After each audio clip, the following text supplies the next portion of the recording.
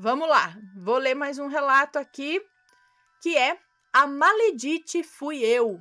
Olha! Oi, Ana e assombrados, tudo bem? Espero que estejam todos bem. Não vou dizer nomes, mas o meu relato foi 100% real. Ok. Primeiro quero pedir desculpas se algum erro ortográfico ocorrer, tudo bem. Tudo se iniciou em 2016, quando eu conheci o meu ex. Nós nos conhecemos em um site adulto, se é que me entende. Ok. Ficamos nos falando por alguns meses antes do dia de conhecê-lo pessoalmente, e quando aconteceu esse encontro foi uma maravilha, entre aspas. Foi uma maravilha. Mal eu imaginaria o que estava por vir alguns meses depois. Ficamos nos conhecendo por alguns meses antes dele ter a iniciativa de pedir a minha mão em namoro. E eu, toda empolgada, claro que aceitei. Ele, por sua vez,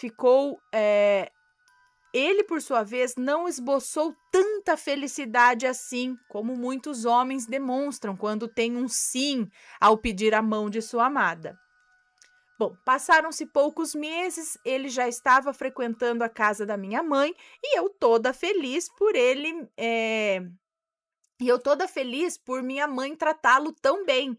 Afinal, ela nunca aceitou nenhum dos meus outros ex dentro de casa. Até então, tudo estava a mil maravilhas, até a ex dele entrar na história. Ela me descobriu em uma rede social e começou a me mandar diversas mensagens de baixo calão. Até mesmo me ameaçou, de diversas formas. O mais correto seria eu fazer um boletim de ocorrência na polícia, né? Mas não.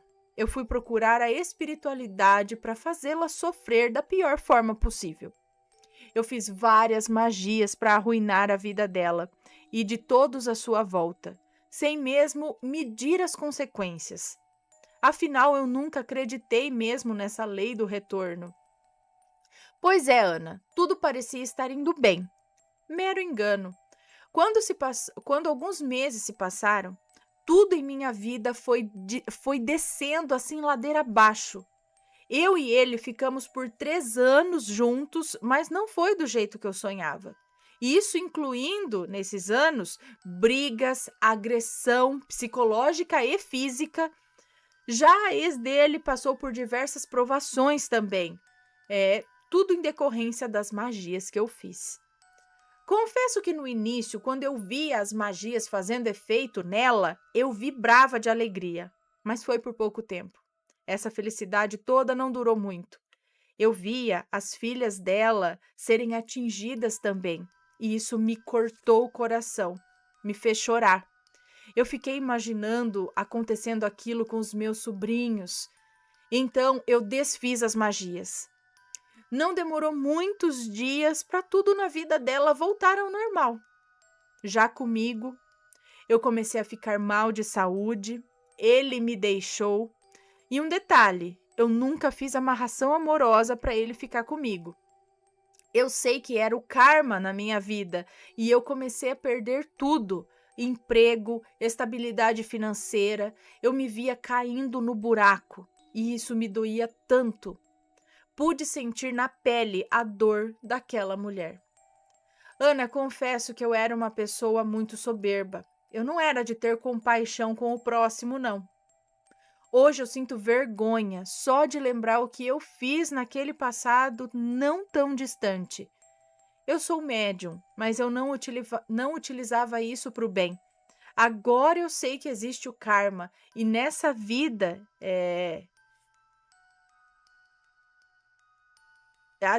Agora eu sei que existe o karma, e nessa vida, como em um restaurante, não saímos sem pagar. Mais cedo ou mais tarde, pagamos. Atualmente eu estou em busca da minha evolução. Procuro sempre fazer o bem, não importa a quem. Minha vida está melhorando. Estou me estruturando em todas as áreas da minha vida. E o que for possível para espalhar amor, eu estou fazendo. Amor de verdade, não esses que muitos falam. Ana, eu agradeço muito por você transformar em voz os nossos relatos. Eu aceito qualquer tipo de crítica construtiva.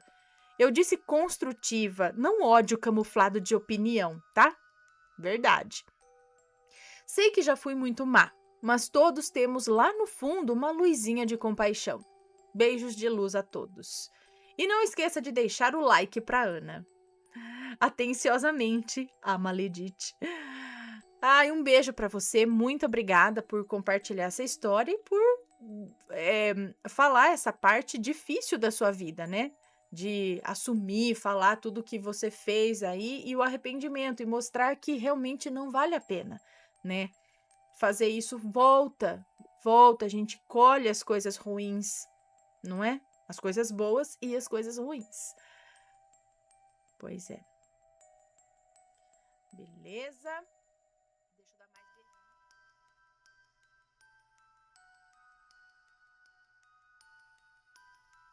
Oi, Ana e família, tudo bem? Ana, meu relato se chama A Ajuda do Médico Cadeirante e os nomes estão trocados. Não sei se é tão sobrenatural assim, mas gostaria de dividir com você a minha experiência. Meu nome é Fulana, atualmente tenho 28 anos, mas isso aconteceu em janeiro de 2014. A minha tia Jane, a quem sou muito apegada, sofreu um infarto e teve que ser levada para o hospital de base da minha cidade, São José do Rio Preto, hospital de base. Teve que ser levada com urgência e eu a acompanhei, porque eu gosto de acompanhar as pessoas. Imagina a minha família, né? No hospital, me explicaram que o infarto dela foi gravíssimo. O procedimento seria muito invasivo e ela poderia não resistir, pois ela era fumante desde a adolescência para piorar as coisas. O médico me explicou e pediram para que eu chamasse a minha família ao hospital. Ana, quase morri de tanto chorar. Imagino que quando pedem para chamar a família, pais, irmãos, não deve ser coisa muito boa. Por fim, a pressão da minha tia não ajudava e tiveram complicações, o que demorou além. Enfim, eu estava nesse momento sozinha e muito desesperada. Nesse momento, sentei na sala de espera e meu corpo relaxou. Daí, como se fosse um sonho, apareceu um médico cadeirante e veio na minha direção. Seus cabelos eram grisalhos e meio compridos. Usava óculos, era magro e sisudo. Muito sério. Ele tinha uma equipe gigante atrás dele. Tinha umas 100 pessoas vestidas de azul e branco, bem clichê mesmo. Ele se apresentou e, num tom extremamente seco e sério, disse que o procedimento foi realizado com sucesso, mas que a minha tia deveria parar de fumar com urgência e fez algumas recomendações. Mas disse que ela ficaria bem. Nisso, uma enfermeira uma enfermeira me tocou e eu acordei. Acordei sobressaltada e disse que o doutor que fez a cirurgia... Eu acordei sobressaltada e ela disse que o doutor que fez a cirurgia viria falar comigo, já que a minha família, que morava em outro município, nem havia chegado ainda. Como já era esperado, o médico me informou que ela ficaria na UTI. Mas, aparentemente, estava tudo bem. Foi um sucesso o procedimento e ele fez as mesmas orientações do médico da minha viagem, da minha visão. Ana, felizmente ficou tudo bem até hoje. Ela parou mesmo de fumar. Um tempo depois do ocorrido, no centro kardecista que eu frequento, esse irmão espiritual, o médico que apareceu para mim numa cadeira de rodas, se comunicou. Eu agradeci muito, chorei, e ele me disse que tinha afeição séria, mas era um trabalhador da obra de Deus, assim como tantos outros, e que em vida foi um médico mesmo, que gostava de cavalos, aras e essas coisas, e numa dessas cavalgadas sofreu um acidente e ficou na cadeira de rodas e atendia assim. Agradeço muito à equipe de socorristas do plano espiritual e muito também à equipe deste plano aqui do HB, que foram maravilhosos com a gente. Ana, me perdoe os erros e a falta de eloquência. Imagina, é que estou toda trêmula escrevendo. Não é o tipo de relato que as pessoas gostam de ouvir. Ah, é sim, eu pelo menos. Mas sei lá, foi a minha experiência e talvez alguém esteja passando por algo do tipo ou já tenha visto esse médico por aí. Obrigada pelo canal, amo vocês. Acessava o blog com internet discada ainda. Beijos, fiquem bem. Muito obrigada, um beijo para você. Que legal. Será que alguém aí que trabalha no HB, alguma coisa, conhece? Mas será que ele era do HB ou ele, tipo, é de outro lugar, mas ele ajudou ela ali? O HB, eu fiz 3 cirurgias no HB. 3 cirurgias, não. Tive a Penélope no hospital de base, tive o Vitório no Hospital da Criança, que faz parte do hospital de base, porém é um hospital só para. É uma área, um prédio voltado apenas para as crianças. Então não mistura criança com outra coisa. É só criança ali e maternidade, né? Então, de um lado do prédio são as mamães que vão ter filhos ou que estão tendo que fazer algum procedimento, alguma maternidade aqui. Do outro lado ali do mesmo prédio, criança. E aí lá no outro prédio do HB as demais coisas. E aí eu fiz a minha cirurgia também, plástica, lá no HB. E eles são realmente muito bons. Minha sobrinha fez cirurgia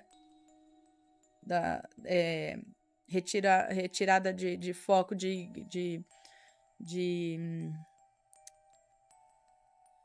acho que retirou o meu foco, isso sim. Ai,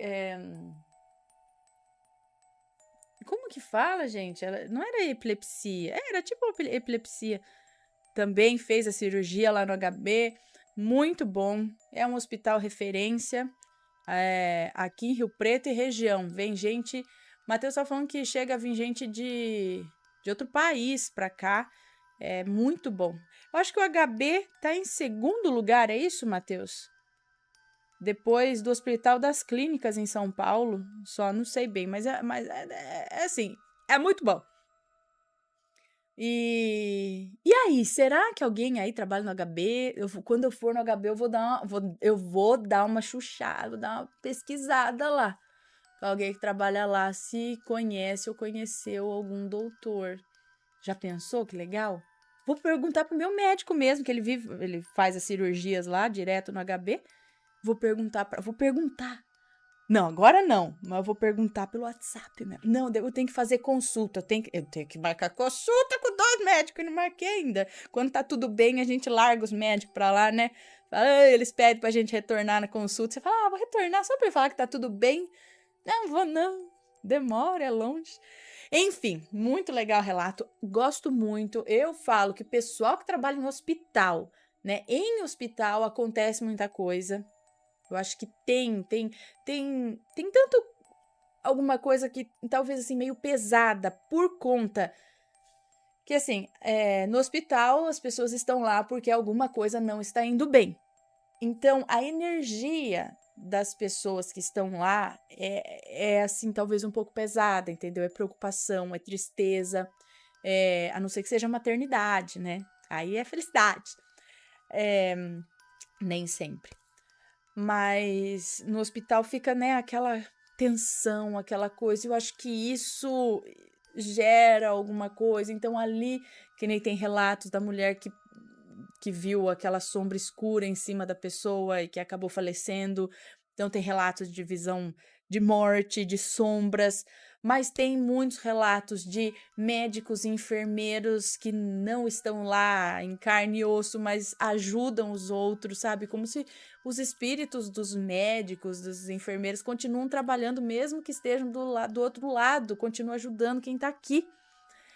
Fora outros relatos, né, também de aparições, de talvez pessoas que se foram dentro do hospital e continuam às vezes lá, dependendo do tipo de morte. Enfim, hospital é um lugar que acho que tem muita história. Assim como eu digo que policiais, seguranças, porque são pessoas que trabalham na madrugada, né, sempre pra lá, pra cá, com casos e, né, chamadas que você... Imagina o que esse povo não vê aí. Não, eu acho que no fim, às vezes, o que assusta mais... Eu acho que o que assusta mais é o natural e não o sobrenatural. Quarto vermelho. Olá, sou anônima.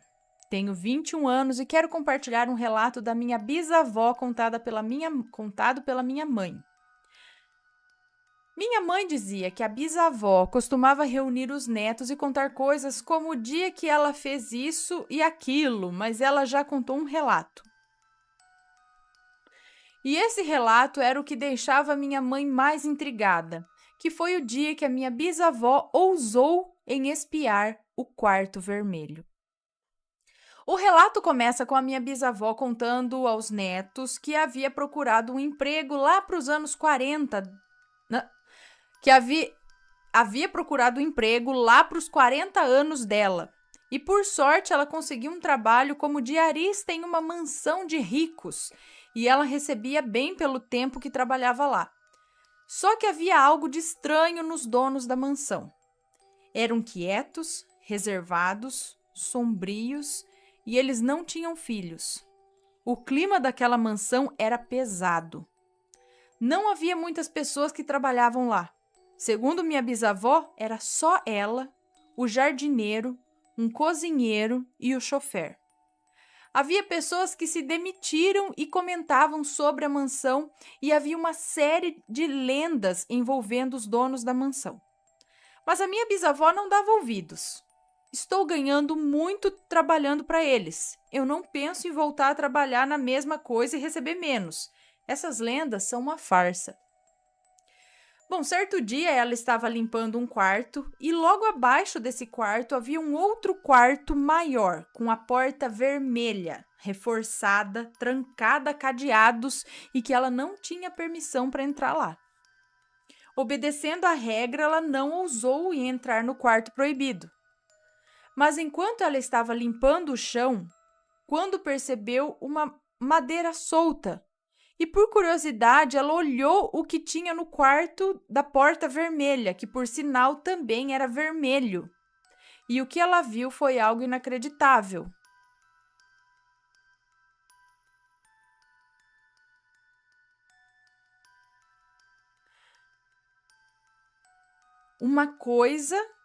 Ela viu uma coisa apenas de cueca, cinza, com olhos pretos e dentes afiados, dedos compridos e que se comportava feito um animal e estava comendo órgãos no chão, espalhando sangue. Aquilo a assustou tanto que ela inventou uma desculpa para parar de trabalhar na mansão. Inventou algo que ela teria que cuidar dos netos. Assim ela se foi, arrumou outro emprego e nunca mais quis saber da mansão ou do que seria aquilo. Pessoas trabalhavam e se demitiam de lá, e as lendas e relatos envolvendo os donos da mansão e o sumiço de crianças naquela época teria alguma ligação. Foram cada vez mais fortificando até que exigiram que policiais investigassem a mansão, mas não havia evidências de algum crime. O casal se mudou assim como o cozinheiro e o motorista deles. Mas como vocês sabem, ricos sempre saem impunes das coisas ruins que fazem. Hein? Eles mantinham um bicho preso num quarto vermelho, de porta vermelha, que usava cueca?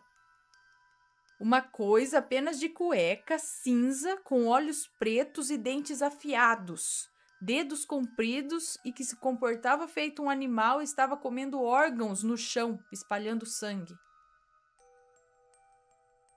Era uma aberração? Um híbrido? Isso me faz pensar em Arquivo X. Se não me engano, tinha um episódio que o casal tinha dado à luz um filho demônio, assim, sabe? Ela teve um ser desse tipo e era filho, mas ao mesmo tempo era um demônio, um bicho. Alguém lembra desse episódio? Algo assim. Eu, hein, que tenso. Credo, vai saber o que existe por esse mundo, gente. Né? Escondido por aí. Olha que interessante. Bem na hora que eu decidi contar o relato sobre a proteção felina, sobre o gato, e liguei a câmera, o meu gato apareceu aqui. Olha só, ele veio para escutar o relato do amigo dele. Agora vai no chão. A história é muito interessante. A mulher vivia num apartamento com o filho dela, só os dois, um apartamento mequetrefe, na periferia de uma área rural lá. Uau. Tuti. E ela sempre amou gatos. Sempre. E ela disse que parece que os gatos sabiam que ela gostava deles, porque sempre aparecia gato por lá. Como era área rural, perto de algumas fazendas, sei lá, também sempre aparecia gato abandonado por lá. E eles iam para a porta dela, parece que sabia. Ela disse que sempre tinha uma pomadinha anti-inflamatória, um sprayzinho antipulgas para cuidar do gato, porque sempre que aparecia um gato lá, ela cuidava dele antes de voltar a deixar na rua, né? Porque ela no apartamento, como que ia cuidar de todos os gatos, né? Mas ela cuidava e depois devolvia, tirava, curava o machucado, dava de comer, de beber. Além disso, o síndico do prédio odiava gatos, se gabava de espantar o gato a tiro. É um filho da... Então ela tinha que esconder os gatos que ela cuidava. Até que um dia apareceu um gato lá, um gato preto, todo preto, e ela cuidou dele, como fazia com todos, dava comida, e esse gato sempre vinha à noite. Parece que ele sabia que à noite ele não ia ser visto por quem não gostava dele. E o filho dela se apaixonou pelo gato, arranjou uma coleirinha para ele, uma coleira rosa choque, de nylon, com sininho, e pegou uma caneta azul de escrever em tecido e escreveu gato. Ele deu o nome do gato de gato, original. Cuidaram do gato, amaram o gato, que vinha todas as noites, davam comida para o gato ficava lá, se esfregava, ronronava, ganhava uns carinhos antes de ir embora. Só que a moça quis voltar a fazer faculdade, então ela precisou se mudar para casa de uns parentes para cortar gastos, ia se mudar desse apartamento e o filho dela queria levar o gato. Mas ela falou, não, filha, a gente não vai levar um gato para casa dos outros, né? Não dá, infelizmente. Então eles estavam preparando para se mudar, só que numa noite o gato não veio de noite, não veio como ele sempre vinha todas as noites, arranhar a porta, nada. Aí resolveram dormir, no dia seguinte, nada do gato, nem no outro dia o gato não veio mais, durante alguns dias. E chegou o dia deles se mudarem. Então, eles arrumaram todas as coisas, deixaram no caminhonete dela, não sei, tal, lá embaixo. E ficaram só com o necessário para passar aquela noite, porque eles iam se mudar no dia seguinte bem cedo. Então, ela colocou uma pizza no forno, o fogão já não estava muito bom, tinha que acender com fósforo. Colocou a pizza no forno e eles ficaram numa mesinha lá com 2 cadeiras, jogando baralho, ela e o filho, esperando a pizza ficar pronta. E eles estavam pensando em dormir num colchonete, num saco de dormir na sala, para acordar no dia seguinte, só montar no caminhão e ir embora. Então eles lá, jogando baralho, esperando a pizza ficar pronta, na frente do fogão, eles escutam um arranhado na porta. O gato chegou, o gato voltou. E ele abriu a porta, o menino abriu a porta e o gato estava lá. Gato, gato, te amo, gato, gato. Enquanto eles estavam lá brincando com o gato lá fora, na varanda, eu acho, viram um clarão e uma explosão na cozinha. O fogão explodiu, pegou fogo. Aí chamaram o bombeiro baixou lá, tal, apagaram o fogo. O bombeiro viu o fogão e falou para ela, isso estava esperando, contando para acontecer, porque o fogão, a instalação está em péssimas condições e vocês têm muita sorte de estar vivo, porque a mesa e as cadeiras que eles estavam lá pegou fogo, acabou. Se eles estivessem sentados lá, ou eles iam estar com queimaduras bem graves, podiam ter ficado aí com sequelas ou até ter morrido. O filho dela podia estar marcado pro resto da vida aí com esse acidente se estivesse vivo. Mas como o gato apareceu, livrou eles desse acidente. A partir daí ela falou, não, a gente vai ter que ficar com o gato, né? O gato salvou nossa vida. Decidiu ficar com o gato. Aí ela tinha lá uma gaiolinha que eles já tinham há muito tempo lá, quando tinha outros animais, eu acho. Ela desceu lá no caminhão, pegou a gaiolinha, botou o gato dentro, vamos levar o gato. Ela falou, agora eu não quero nem esperar amanhã, já que aconteceu tudo isso, vamos hoje à noite mesmo. Despediu dos vizinhos, entrou no caminhão, colocou o gato lá atrás e foram. Já logo ali na estrada que eles saíram, na primeira placa de pare, ela gelou quando viu um gato preto atropelado na estrada, no acostamento. Acostamento na estrada, não sei, tava lá. Então ela parou o carro, o caminhão, né? Falou pro filho dela ficar lá dentro e ela foi olhar. Pois era um gato que já fazia uns 2 dias que estava atropelado porque já estava com o corpo em decomposição, não estava muito bem ali. E o gato tinha uma coleira rosa choque com um sininho com as letras do filho dela, escrito gato. Ela disse, não é possível, o gato tá com a gente. Como que ele pode estar atropelado aqui? Então ela voltou pro caminhão, abriu a porta, olhou na gaiolinha e o gato não estava lá, não tinha nada na gaiola. Ela acredita que o gato, o espírito do gato, voltou só para salvar eles. O gato protegeu eles do acidente, chamou eles para fora para salvá-los da explosão. E vocês acreditam nessa história? Pode um animal, o espírito de um animal voltar para salvar o seu dono ou aqueles que o amam? Eu gostaria de acreditar que sim. Eu acho que sim. Existem mais histórias desse tipo por aí. Gente, quando eu li esse relato, eu arrepiei. É muito interessante. Muito legal e triste ao mesmo tempo. Fiquei com dó do gato. Morreu. É isso aí, espero que vocês tenham gostado do relato do gato que protege a família, proteção felina. E dá um curtir, dá um gostei, um like, um joinha, isso daqui. Se inscreve no canal. Um beijo, até a próxima, até o próximo relato.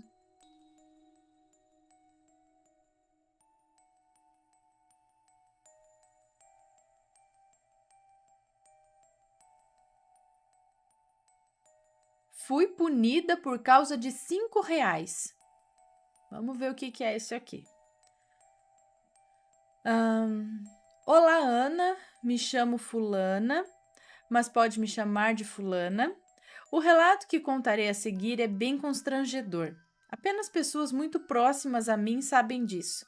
E depois de muitos anos assistindo seu canal, eu resolvi dividir essa experiência nada agradável com você e os assombrados. Pois então vamos ao relato.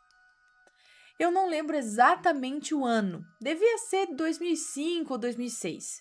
Eu estava morando na capital por causa dos estudos, morava com 2 amigas, mas na ocasião nenhuma delas estava na cidade.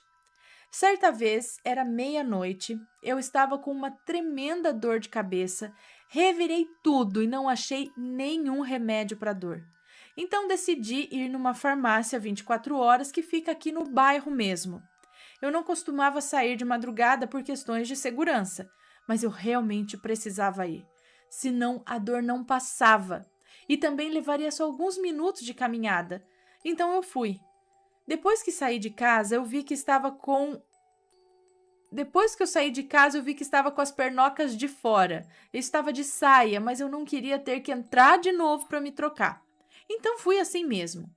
A noite estava fria, fui andando pela calçada, sentindo o vento secar meus olhos. Depois de um tempo, avistei a farmácia e entrei. Estava bem vazio, além de mim só tinha um casal. Comprei um analgésico e tomei lá mesmo. Quando saí da farmácia, fui olhar o dinheiro direitinho e vi que o caixa tinha me dado o troco errado. tinha R$ 5 a mais. Eu estava a poucos passos da farmácia. Era só voltar lá e pronto.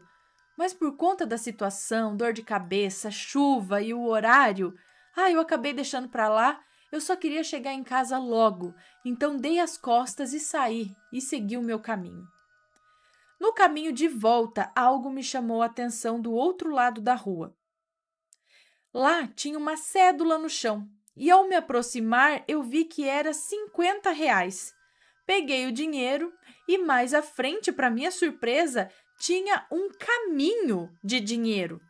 Cada nota ficava a uma distância de uns 4 ou 5 metros da outra. Na hora eu pensei, será que algum bandido roubou algum caixa eletrônico e na fuga deixou cair? Me deu um certo medo, mas aquele dinheiro estava me convidando. Vem, minha filha, vem me pegar, vem. Eu simplesmente dei a louca e saí catando, foi tudo. De saia, com as pernas geladas, me abaixando e pegando de um em um.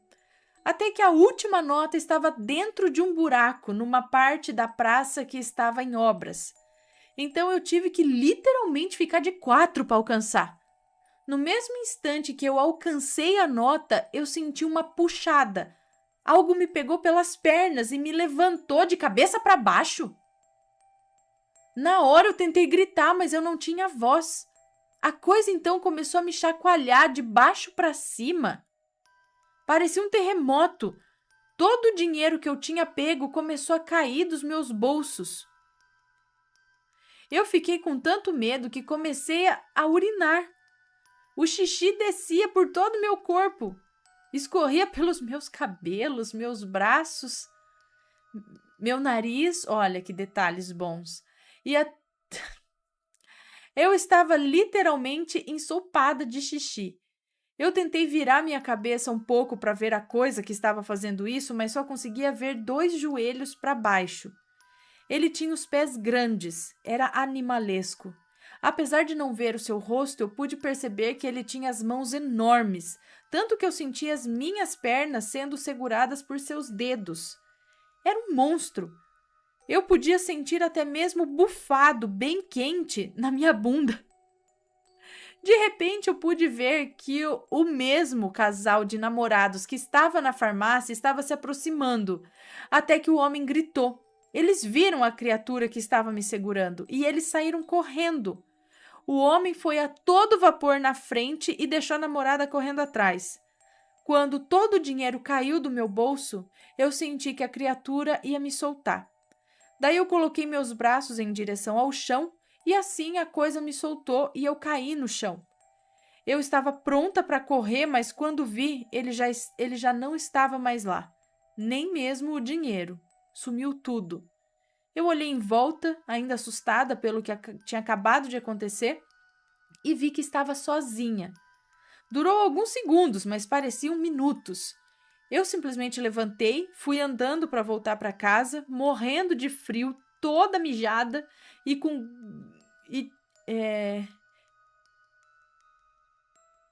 não tinha como chegar mais no fundo do poço. Eu não sei exatamente o que era aquela coisa, mas tem umas teorias. Será que ele é algum tipo de ser ou entidade que sai vagando pelas noites e pune pessoas que cometeram algum ato de desonestidade quando a encontra? Acho que não, senão podia ter muita gente sendo punida por aí, não por causa de R$ 5 de troco errado. E eu tive a má sorte de cruzar com um. Se já aconteceu algo parecido com mais alguém, conte por favor. Não é possível que eu tenha sido a única vítima dessa criatura. Enfim, assombrados, fica aí de lição, sejam honestos sempre, nunca cometam nenhum deslize, caso contrário vocês podem acabar caindo na mão desse bicho. Se fosse assim, filho, Brasília podia ter um monte, né? Tinha a fila desses bichos lá pra pegar. Virar o povo lá de ponta cabeça, ia cair cada coisa.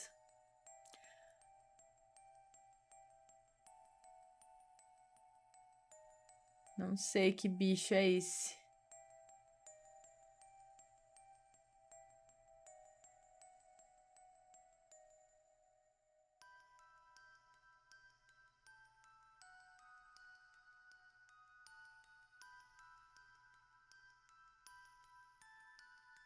Vamos lá. Tá rolando musiquinha, deixa eu ver se tá tudo certinho. Tá. O grupo. Bom, Ana, vim contar um pouco sobre a minha vida e o que vivi e o que eu acho que vou viver. É um moço que nos conta.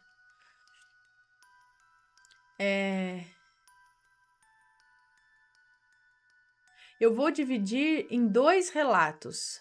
Espero que você conte algum especial ou ao vivo. Tá, 2 relatos. É 2 em 1, tá? Tem a ver um com o outro. Os nomes dos envolvidos já foram trocados. Relato 1. O pior estudante de magia. Olá, Ana, sou fulano e tudo começou após o meu final do ensino médio em 2016. Eu e meus melhores amigos, Matheus e Paulo, como todo adolescente, começamos a planejar a vida, que tipo de faculdade, etc. Minha família não era rica e nem pobre, era meio termo. Nunca faltou nada em casa, mas meus pais não tinham dinheiro para uma faculdade particular boa. Então começamos a estudar para o Enem. Passei o ano, isso em 2016. Então é novo, isso é novo. Começamos a estudar para o Enem. Passei o ano inteiro estudando, já imaginando como seria a minha vida, fazendo novas amizades, namoros, tipos de festas que eu iria. Quando saiu a minha nota, eu levei um tombo da vida. A minha nota não atingiu o suficiente que a faculdade particular exigia. Faltava 2 pontos. 2 pontos. Meus amigos também não atingiram a nota. Matheus faltou 11 pontos. Paulo faltou 6 pontos. Bom, como era a nossa primeira vez, começamos os estudos. Eu entrei para diversos cursos, uns caros e longe. Peraí, tá. Então, bom, como era a nossa era a primeira vez, é isso, no Enem, seria isso? Começamos a estudar. Agora vamos estudar, né? Entrei em diversos cursos, uns caros e longe, porque eram 3 ônibus de ida e volta, e isso pegou meu tempo todo. Eu não saía.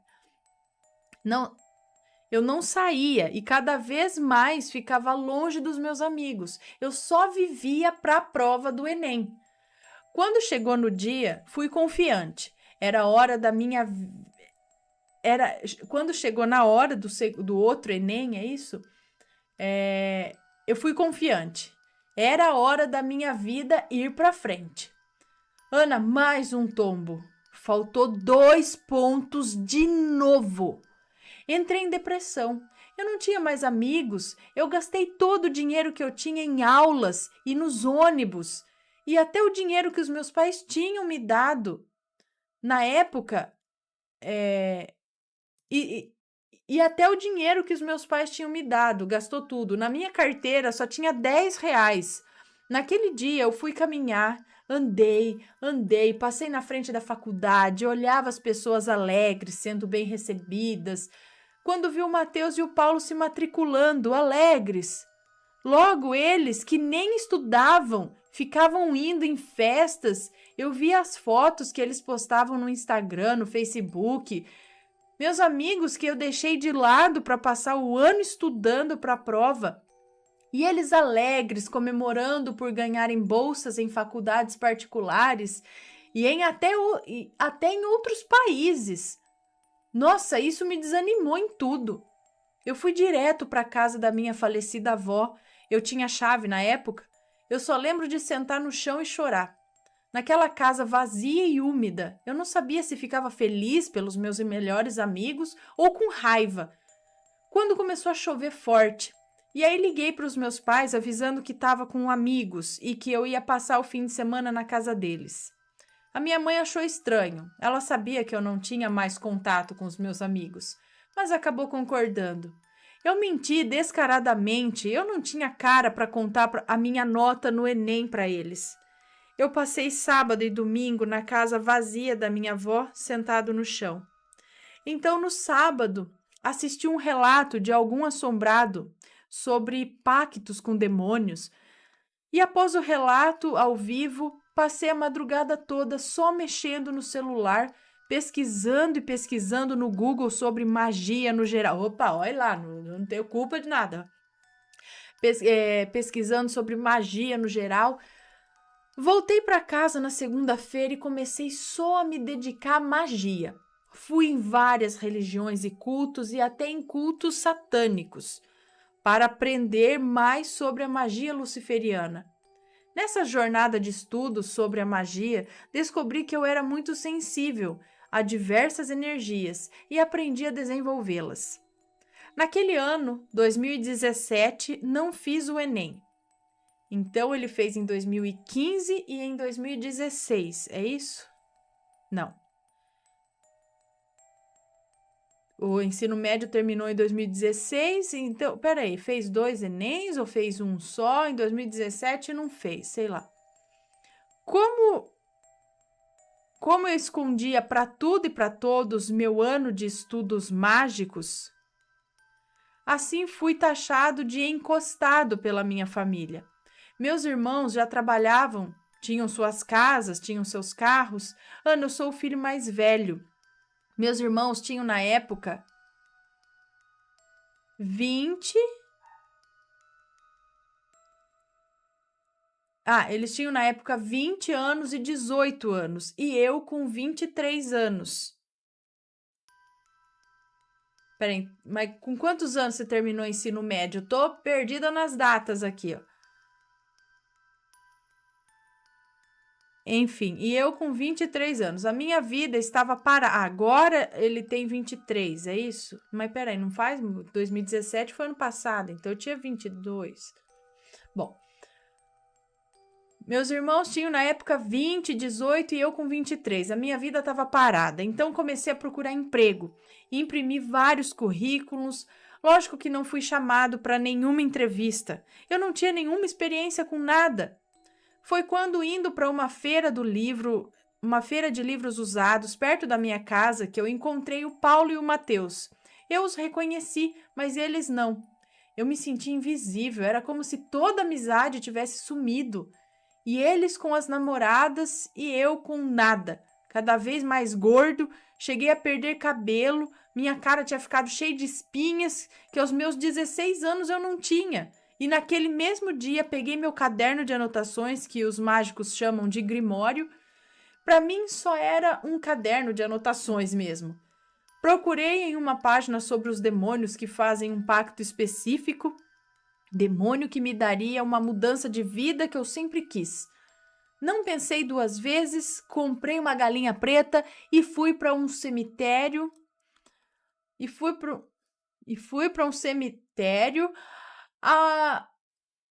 Onde a minha avó foi enterrada, com alguns artefatos para invocação. E quando chegou na hora de matar a galinha, eu tremi, olhei nos olhos dela e senti dó. E lembrei que um mago satanista disse que se um demônio precisa de sangue, ele é fraco, pois o sangue de algum animal... Pois se o sangue de um animal o fortalece, ele pode até lhe dar o que o invocador pede, mas ele vai pedir mais e mais. Bom, fazendo um círculo... Tá, peraí. Então, se um demônio precisa de sangue, ele é fraco, pois o sangue de um animal o fortalece. Ele é fraco, e aí ele precisa do sangue do animal para fortalecê-lo. E ele pode até te dar o que a pessoa que o invoca, que o evoca, sei lá, pede. Mas aí ele vai pedir mais e mais, cada vez mais. Ele vai querer sempre mais, e isso se torna um círculo vicioso. Bom, resumindo, voltei para casa com uma galinha de estimação. Mas eu estava leve, sem raiva ou tristeza, eu só estava leve. Agora, o segundo relato. O grupo. Por isso que o primeiro é o pior estudante de magia.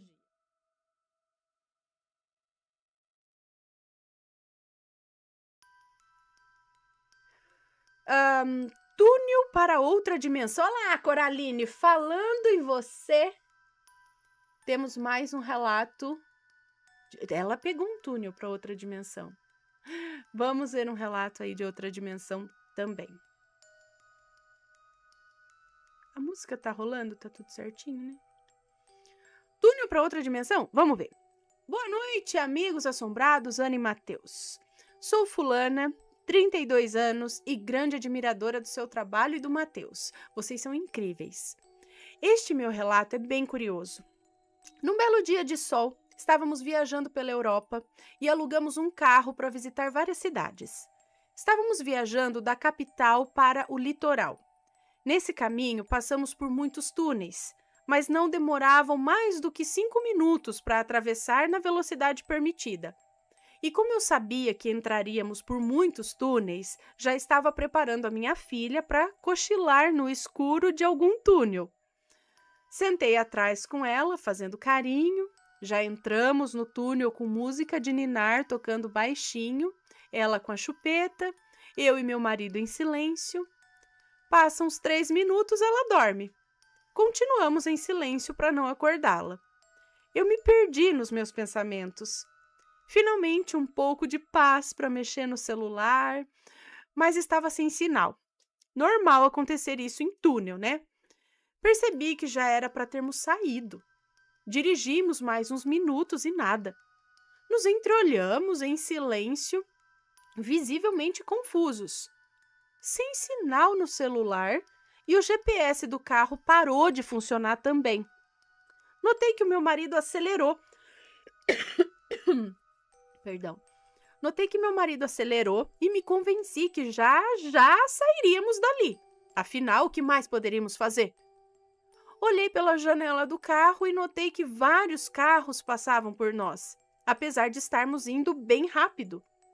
Notei que as pessoas dentro dos outros carros nos encaravam quando passavam por nós, com uma cara feia, sabe? Meio irritados, ou na verdade muito irritados. Achei que também estavam notando que o túnel estava bem mais longo que o normal. Mas aí eu percebi que eles olhavam com cara feia só para mim. Eu explico. Quando passavam por nós, as pessoas dos outros carros olhavam primeiro para o meu marido sozinho no banco da frente e sorriam. Não um sorriso bom, era um sorriso maléfico, que me arrepia a espinha só de lembrar.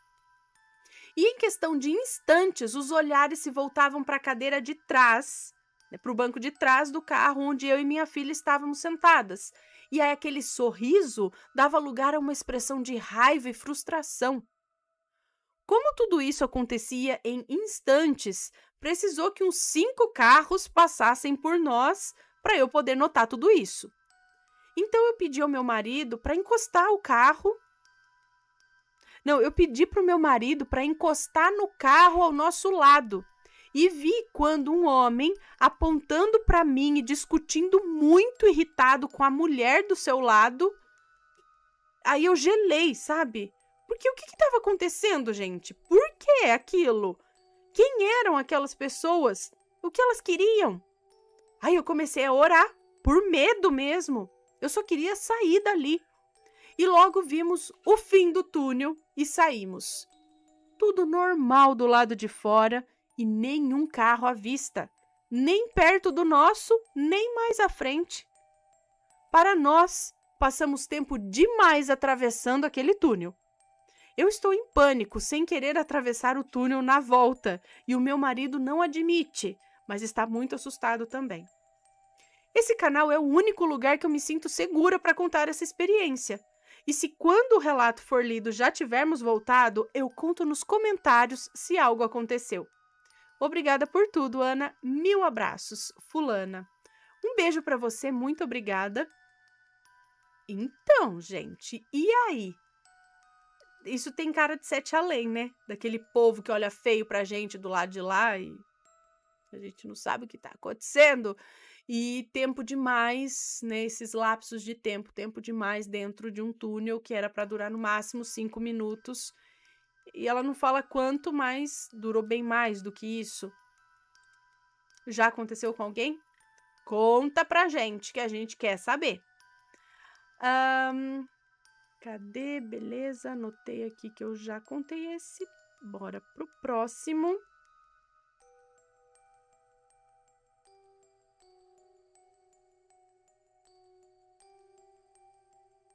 Vamos lá. Relato de militar. É esse o título. Olá, Ana, tudo bem? Espero que sim. Não falarei meu nome, nem que fale, a gente não revela aqui. Espero que me entenda, claro. Desculpe-me, mas pode me chamar de fulano, ok? Eu senti uma confiança pela seriedade que trata do assunto e depois de alguns anos resolvi compartilhar com alguém. E ninguém mais que você poderia entender e levar como verdade a história como você e os inscritos do canal que adoram esse tipo de relato. Isso. Como você e os inscritos do canal que adoram. Isso. Que adoram esse tipo de relato. Esse relato ocorreu no ano de 2018. Nesse ano eu estava no exército e ocorreu em um treinamento militar. Enfim, tudo começou quando fomos para um treinamento de longa duração da unidade militar em que eu servia. Ficamos por uma semana na área de mata destinada a exercícios militares e um detalhe que deve ser dito para compreensão mais adiante na história é que tem um bairro perto dessa área militar que é separado por uma cerca de arame farpado, apenas o arame farpado. E ficamos nessa mata, cumprindo exercícios de sobrevivência, orientação, transposição de curso d'água, etc. E no acampamento em que ficamos para dormir, havia a necessidade de um guarda para vigiar o perímetro do acampamento, já que, como mencionado, ficava perto de um bairro e tinha nesse acampamento armamento, munição e material de emprego militar, que poderia interessar a pessoas mal intencionadas e poderia então haver roubo. Outro detalhe é que nesse acampamento tinha umas 15 barracas. Todas as barracas estavam dispostas em U. Para você compreender melhor, tinha 8 barracas à direita, 3 na frente e 4 barracas à esquerda. E aí ele fez aqui um esquema das barracas, né? Tinha 3 aqui, 8 aqui e 4 aqui. Bom, ele fez um desenho aqui para ilustrar isso. Então, após um longo dia de exercícios, retornamos ao acampamento por volta das 11 da noite. Cansados, fomos para nossa barraca para preparar para assumir os nossos postos de guarnição. Seria um posto para vigiar o acampamento, igual aos filmes que sempre tem um soldado vigiando com um fuzil na mão, ou para quem mora perto de quartel, que tem um soldado dentro daquelas casinhas que chamamos de guaritas.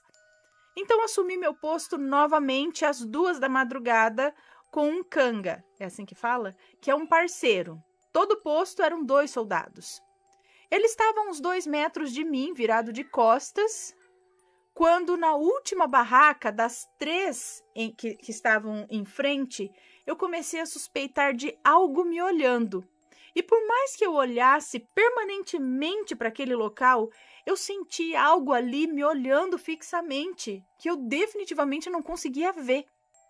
Eu virei e disse para o meu canga: Fulano, acho que tem algo ali. Ele olhou e disse que não tinha nada. Disse também para eu ficar tranquilo e que poderia ser a adrenalina do momento, apesar do cansaço. Quando ele disse sobre o cansaço, pensei que realmente poderia ser sono, né? O cansaço. Mas mesmo assim eu fiquei com aquela sensação. E inúmeras vezes liguei a minha lanterna naquela direção, já que estava de noite. Mas as luzes do bairro, com o clarão da lua, davam uma boa visibilidade já. Com um certo receio de ter uma pessoa ali, pensei e fui com cautela ver. Caminhei lentamente com o fuzil pronto para levantar na direção da suposta ameaça. Fui caminhando uns 12 metros, aproximei até ver atrás da barraca e não vi nada. Fui retornar, virando de costas, dei uns 3 passos. quando eu senti algo vindo pelas minhas costas, mas tão rápido que eu mal pude pensar em algo e ouvi tipo uma rasteira no chão de grama, que no silêncio da noite deu para escutar o pé raspar no chão. E eu instantaneamente gelei e fiquei parado uns 2 segundos e me virei rapidamente depois do fato, e não havia nada. Fui para perto do meu cangue e perguntei ao fulano se ele havia escutado ou visto alguma coisa. E ele falou que não, e disse mais uma vez para eu esquecer aquilo, que era cansaço. Mas eu tinha certeza que eu tinha acabado, eu tinha certeza do que eu tinha acabado de experienciar. Não era minha primeira guarda ali. Eu estava acostumado a tirar guarda no quartel, na vila militar, onde dá de frente para a rua. E o suposto pé passou muito perto de onde o meu pé estava. Eu fiquei no posto mais uns 20 minutos com a mesma sensação, quando um superior chegou para supervisionar a troca de turno e eu o avisei. Ele olhou e disse que não tinha nada. Fui dormir, entre aspas, né? Cheguei na barraca em que estava, ainda tentando entender, quando o sono me venceu. Amanhecendo, perguntei ao soldado que me substituiu se ele havia visto ou escutado alguma coisa, e ele disse que não. E ninguém, dos 17 soldados de guarda naquele dia, ninguém presenciou absolutamente nada de incomum. Eu me lembro desse fato como se eu estivesse experienciado ele agora. E ainda não sei o que era, mas que tinha algo me olhando ali, com certeza tinha. Um grande abraço para você e para o Matheus. Um beijo para você, muito obrigada. Será que era um espírito? Ele tentou te passar uma rasteira quando você virou de costas para ele?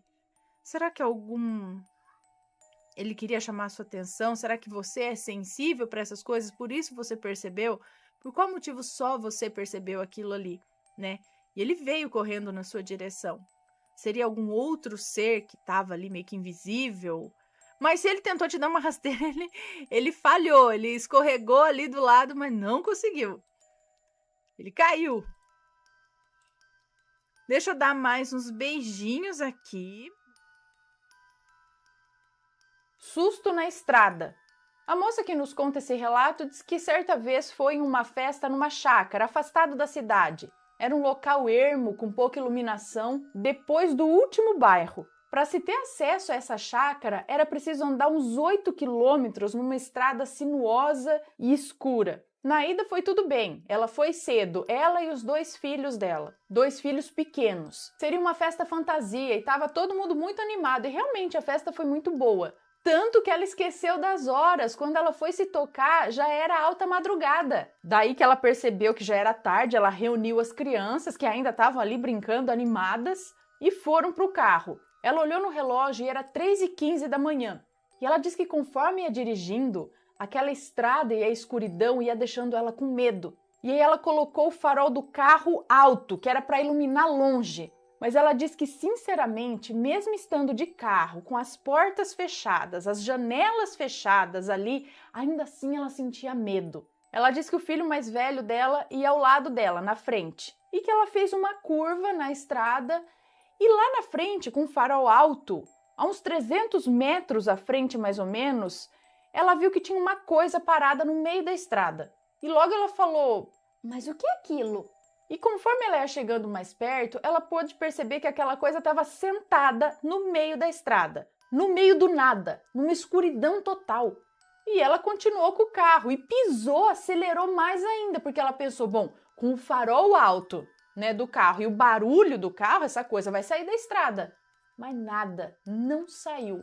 E sentado no meio da estrada, em total escuridão, estava ali um cachorro. O carro seguia para cima dele. E o que ele fez foi olhar acima do farol, diretamente nos olhos da moça que nos conta esse relato. E aí aquele cachorro foi entortando a cabeça, assim, sem desviar o olhar. Ele não desviava os olhos dela e também não parecia ter medo nenhum ali no meio daquela estrada escura, com o carro na frente dele. E aí ela disse que o filho dela deu um grito e ela desviou bruscamente o carro daquilo. Porque ela disse que aquilo na estrada não só não teve medo, como ele não ia sair dali do meio da estrada, ele não saiu. E depois dela ter passado por aquele cão, ficou aquela má impressão por ele ter olhado diretamente para dentro do carro. E o pior, ele olhou acima do farol, como que quisesse ver quem estava dirigindo. Ela disse que não estava enganada, aquele bicho olhou para ela. Ela conta que foi muito sinistro, até hoje ela se arrepia quando lembra daquele cachorro ali virando a cabeça, olhando diretamente para ela. Sem medo algum, sentado ali no meio da estrada, no meio do nada, no meio daquela escuridão. E ela disse que uns dias desses o filho dela ainda lembrou a respeito do que aconteceu, desse dia que aconteceu, né? De como foi estranho aquele cachorro virar a cabeça assim, olhando para dentro do carro. E ela diz aqui que, sinceramente, ela não quis assustar o filho dela. Mas a impressão que ela teve é que aquele cão tinha corpo de cão, mas ele tinha cara de gente. Ele olhava como gente. Ela diz que nunca pisou num acelerador como ela pisou naquela noite. Se ela tivesse num rally, certamente tinha vencido. Mas diz que seja o que for, ficou para trás. E lá ela não quer voltar.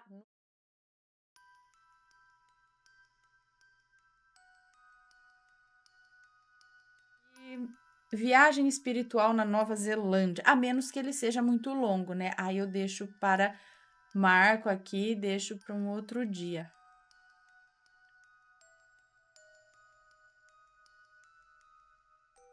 Esperando abrir.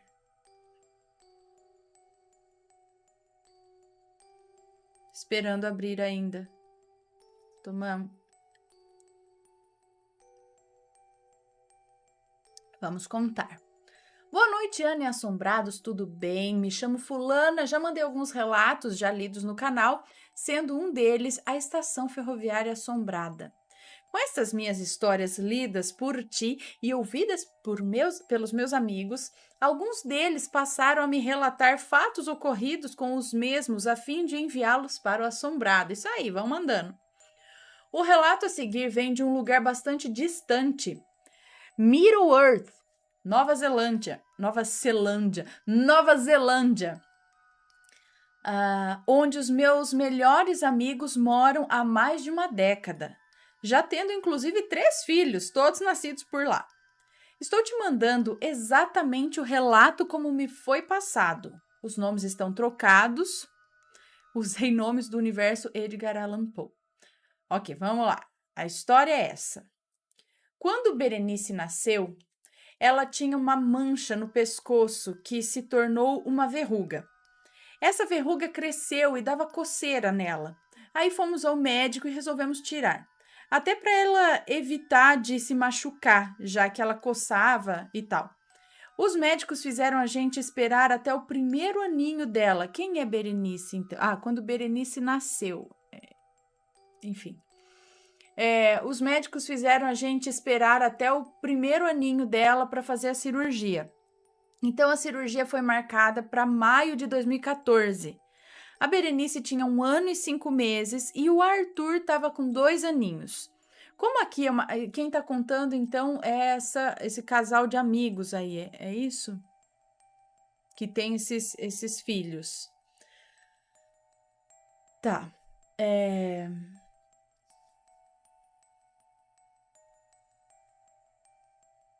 O Arthur estava com 2 aninhos. Como aqui é uma cidade pequena, qualquer procedimento mais complicado, eles mandam a gente para Invercargill. Não sei se é assim que fala. Uma cidade a umas 2 horas daqui. Como a Berenice tomaria anestesia geral e ficaria sob observação quase que o dia todo no hospital, a gente resolveu pernoitar por lá, ficando pela primeira vez longe do Arthur, que ficou em Queenstown com os meus pais. Então, a cirurgia ocorreu de boa. A Berenice foi maravilhosa, sempre muito linda e boazinha. Ela era boazinha naquela época ainda, hoje em dia tá danada de birrenta. Ficou o dia todo de observação no hospital, mas não precisou passar a noite lá. Então, no fim do dia, fomos para o hotel. Chegando lá, comemos, fizemos um FaceTime com a minha mãe e o Arthur, no auge de sua querubinzice, que é isso? E logo fomos dormir, podres de cansado. A Berenice foi para o bercinho do hotel, de boa, e dormiu a noite toda. Mas eis que às 3 da manhã, eu e o Edgar acordamos ao mesmo tempo. Nós dois tínhamos sonhado com o Arthur e ouvimos ele nos chamar. A gente achou meio estranho, mas não demos muita bola, porque sempre meio que desconfiamos que o Arthur é médium e sensitivo como a minha mãe. Quando chegamos em casa no outro dia, a minha mãe veio toda confusa nos contar algo estranho que tinha acontecido naquela noite em casa. Eis que às 3 da manhã, a minha mãe acorda com vozes lá embaixo. Nossa casa é de 2 andares. Ela ficou prestando atenção e ouviu direitinho eu e o Edgar abrindo a porta da frente e subir as escadas. Ela ouviu quando abrimos a porta do nosso quarto e ouviu a gente conversando com o Arthur. Ela levantou apavorada, ela queria saber por que tínhamos voltado de Invercargill no meio da madrugada, com uma neném, né, que recém tinha saído de uma cirurgia. Ao abrir a porta do quarto, o Arthur estava em pezinho no seu berço, sorrindo, sozinho. Quando ele viu a minha mãe, ele só disse, sorrindo, vovó, mamãe, daddy, mamãe and daddy. Mamãe, ele fala em português e pai é em inglês. Vovó em português. Mamãe, vovó, mamãe, daddy, mamãe and daddy. Imagina a nossa cara de espanto. Sem dúvida, naquela noite, os nossos espíritos se encontraram depois de dormir e foram visitar o Arthur, que era só um neném na época também, em casa. Será que eles visitaram... Agora é a moça que nos conta o relato aqui, ó. Será que eles visitaram em forma de espírito o Arthur? Bem, Ana, este foi o relato. Mando um super beijo para os meus amigos, Edgar e Morella, seus filhos e seus pais na Nova Zelândia. Beijos para vocês aí na Nova Zelândia! E dizer para eles que nem toda essa distância nos fez perder a nossa amizade, que amigos verdadeiros se fazem presentes mesmo que do outro lado do mundo. É verdade. Muito obrigada e um grande beijo à família assombrada. Um beijo para você. Ai, que legal. Nossa, eu acho que a preocupação, a ligação é tanta que vai mesmo lá. Aconteceu mesmo o encontro pelo espírito, não foi só sonho. É muita coincidência, né, gente? 3, assim, os dois sonharam com ele, depois ele... Legal. Deixa eu anotar.